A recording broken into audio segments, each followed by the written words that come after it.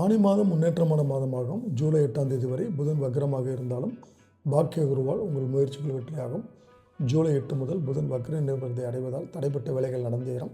எதிர்பார்த்த பணம் வரும். வியாபாரம் தொழில் லாபம் தரும். வேலையில் பிரச்சனைகள் முடிவிற்கு வரும். ஜூலை 6ஆம் தேதி வரை சுக்கிரன் பாக்கியஸ்தானத்தில் இருப்பதால் பிறருக்கு உதவி செய்யக்கூடிய அளவிற்கு உங்கள் நிலை உயரும். ஆடை ஆபரணங்கள் சேரும். ஜூன் 19 முதல் செவ்வாய் உங்கள் ராசியை பார்ப்பதால் உடல்நிலையில் பாதிப்புகள் விலகும்.